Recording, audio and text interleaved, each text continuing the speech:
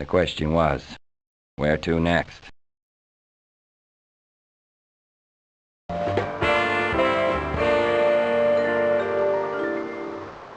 The place was crawling with cops. I got the story from a homicide detective. Mavis Weld was found at the scene with the dead body of Mr. Steelgrave. She'd confessed to killing him. She still had the murder weapon. It was an open and shut case. She was behind bars and would stay there for a long, long time. I guess you could say the case was over. Orrin P. Quest had been found. Baloo had called to tell me that my services for Mavis Weld were no longer needed. Mavis Weld had been arrested for murdering Steelgrave. Her career, probably her life, was over. At times like these, when the game hasn't played out the way I wanted, I know there's only one more choice to make. You could keep playing and find out who did what, when, and why. Perfect choice if you want to see how this thing ends. But if you're the type who likes to figure things out before you find them out, and you think you'd like to give that a try, you can quit this game and start a new one. Your choice.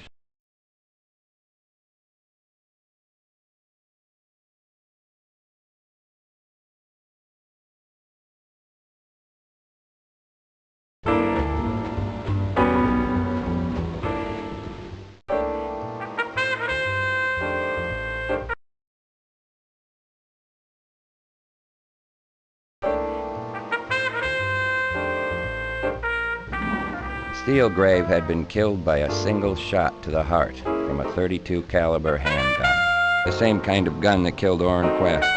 What I wanted to know was what had happened at Steelgrave's mansion before I arrived to find him dead. Mavis said she called Dolores after she told Steelgrave she was being blackmailed and showed him the photos. She said she never told Steelgrave it was her brother who was blackmailing her. She called Dolores while Steelgrave was still alive, and she thought that I might have been able to help. She also said that Steelgrave wanted to kill me. So getting me to come to the mansion while Steelgrave was alive would be setting me up to get killed. Sometime after calling Dolores, Mavis finds out her brother is dead, and she believes Steelgrave killed him. How did she find out? Who else was there to talk to her? Or did she find out over the phone? Who told her her brother was dead and Steelgrave killed him? Orpha knew Orrin was dead. Dolores wanted me to enter Steelgrave's house, prepared to kill him. Maybe because she knew he was ready to kill me. Maybe she just wanted me to shoot him.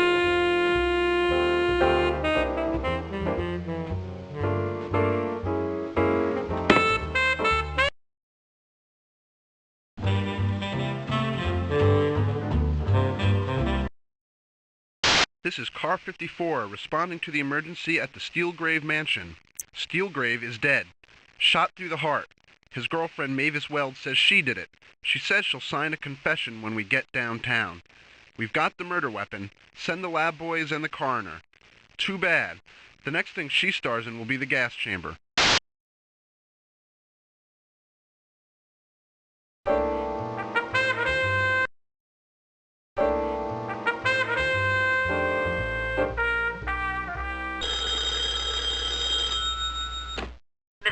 Marlowe, this is Miss Hutchins of the District Attorney's Office. Your presence is required immediately in the DA's office in connection with the murder of Mr. Charles Steelgrave. The DA is expecting you.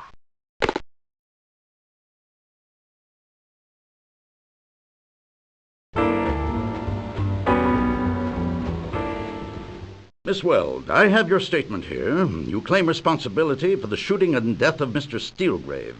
Am I to believe that you will plead guilty at the hearing? My client signed that statement under duress, Mr. Endicott.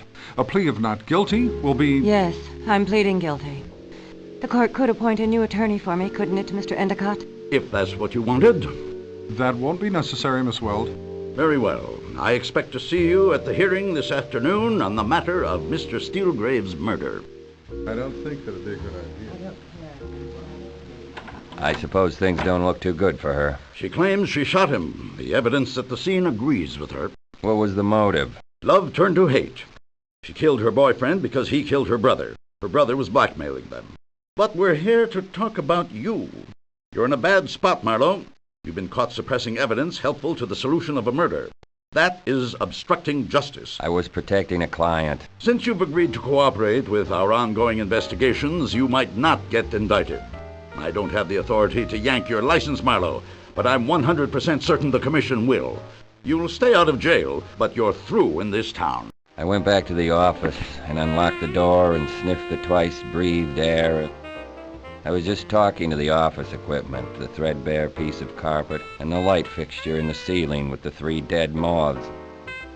I was talking to the pebbled glass panel and the grimy woodwork and the tired telephone.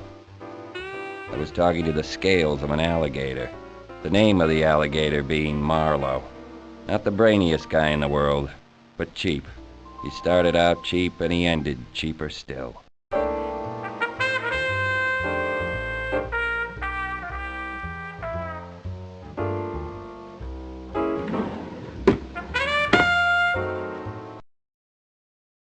Attention all cars. Arrest Michael Johnson for the murder of Jason Troy. The suspect is considered armed and dangerous. Time now for the local news. Starlet slays gangster.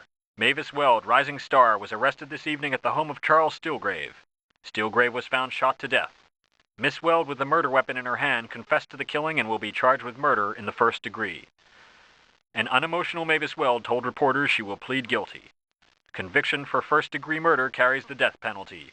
Will Mavis Weld become the second woman to be executed in the gas chamber?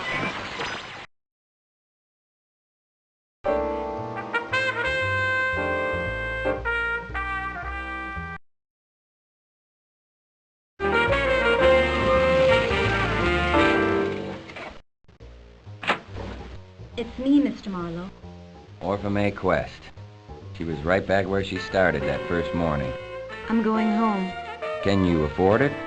I can't remember whether I gave you back your $20 or not. Oh, you gave it back to me. I wish you'd tell me what happened to Orrin. I'm all confused. I told you. He probably went off the rails. I don't want to go psychological on you, but I figure he was just the type to go very completely haywire. Then there's that awful money hunger that runs in your family. All except one. There's just one question I want to ask you. Was your father married before? Why, yes. Layla had another mother. Tell me some more. After all, I did a lot of work for you for a very low fee of no dollars net. You got paid, well paid, by Layla, and don't expect me to call her Mavis Weld. Okay. How did Orrin find out something about Steelgrave that the cops didn't know? I don't know. Could it have been that doctor? Oh, sure. He and Orrin got to be friends somehow. Common interest in sharp tools, maybe. She looked at her handbag again. I was beginning to get curious about that bag. Why did Orrin call up night before last? He was scared Dr. Lagarde wasn't pleased with him anymore. Something about the pictures. Somebody had taken them from him. Orrin didn't know who, but he was scared. I had them. I still have. I don't believe you. I'd love to see some of those letters he wrote home. I bet they're meaty. I could make you give the pictures to the police. You could try. Tell me, who tipped off the police that Lagarde knew Clausen? You did. Why? Same reason you hired me, to smoke out your brother who was not cutting you in. You're filthy, you're vile. How dare you say such things to me? How much dough did you squeeze out of the deal? You leave my bag alone. Well, Layla gave me the money. Layla didn't give you that money. Steelgrave gave it to you. Because you knew where Orrin was. Your own brother. You set him up so they could kill him. Layla told him. Layla did it. But she's not the blood money type. $1,000. I hope you're happy with it. I could tell the police. I could tell them a lot of things. They'd believe me. And I could tell them who shot Steelgrave. They might believe me. Who's alive to prove it? You? Who are you? A cheap shyster, a nobody. Why, even $20 buys you. What do you expect? I don't have any brothers or sisters to sell out. She stopped dead, frozen in a kind of horror. The light glinted on her glasses. There were no eyes behind them, but I knew they were fixed on the little smoldering heap of prints in the ashtray.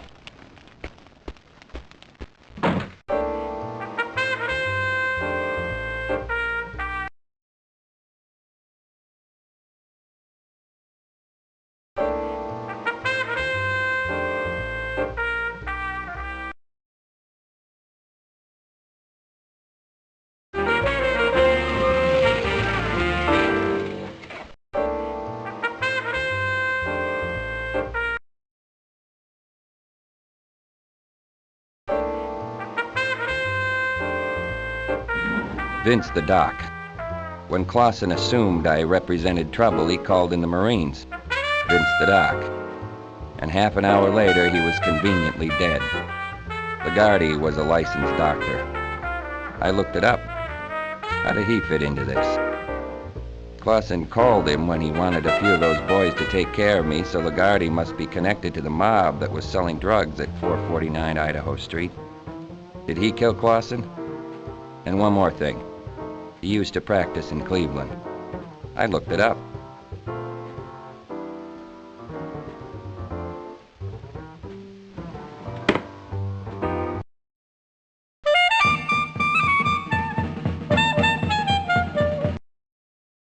Attention Car 18. Pick up Detective Christy French at the corner of Wyoming and Sunset. His car's got a flat.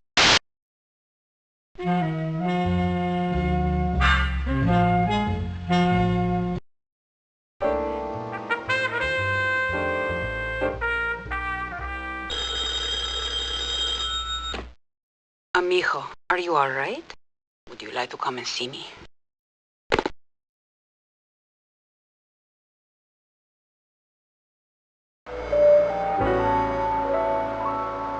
The play was over. The curtain was down and projected dimly. I could see the action. But already some of the actors were getting vague and unreal. The little sister above all, that fat little new $1,000 in her purse. A few people had been killed so she could get it, but I didn't think that would bother her for long. Amigo. 4 hours sleep and a couple of drinks and I'd be able to talk nonsense to you again. Right now I've barely enough strength to talk sense. But, jeez, amigo, whatever you wish, come in. Where did you live in Cleveland? Did I say I lived in Cleveland? You said you knew him there. I was married then, yes. What is the matter, amigo? You got to know Steelgrave how? It was just that in those days it was fun to know a gangster. One went to the places where they were said to go, and if one was lucky, perhaps some evening... What about your husband, or don't you remember? The streets of the world are paved with discarded husbands. Isn't it the truth? You find them everywhere, even in Bay City. Might even be a graduate of the Sorbonne. Might even be mooning away in a measly small-town practice. That's a coincidence I'd like to eat. Eh, amigo? You don't use much Spanish, do you? The only thing Mexican about you is a few words and a careful way of talking. I'm in bad trouble downtown. Apparently Miss Weld had the good sense to tell her boss, and he came through. I don't think they think she shot Steelgrave, but they think I know who did. And do you know, amigo? I told Orphamay I did. I was there, amigo. The little girl had been staying here with me. She wanted to see Steelgrave's house. She had never seen a gambling house, she said, so I called him up and he said, come along. When we got there, he put his arm around Orphamay and told her she had earned her money well. He said he has something for her. Then he took from his pocket a cloth of some kind and gave it to her. When she unwrapped it, there was a hole in the middle of it, and the hole was stained with blood. Little Orphamay took the cloth and then stared at him, and her face was very still. But then she thanked him and opened her bag to put the cloth in it. But instead, she took a gun out of her bag, turned around, and shot him dead with one shot. You made her confess to Mavis Weld, and last night, when you rushed me out there, you already knew he was dead, and there wasn't anything to be afraid of at all. That act with that gun was just an act. Mavis was determined to take the blame. I chased her out. She told me she had shot him. She had the gun, the twin of the one you gave me. I know very little about guns. Sure. Quest was killed with 2 shots from a .32 automatic. Same caliber. I picked up the shells in the den down there. Down where, amigo? Of course, I couldn't know it was the same gun. But it seemed worth trying out. Only confused things up a little. So I switched guns on him.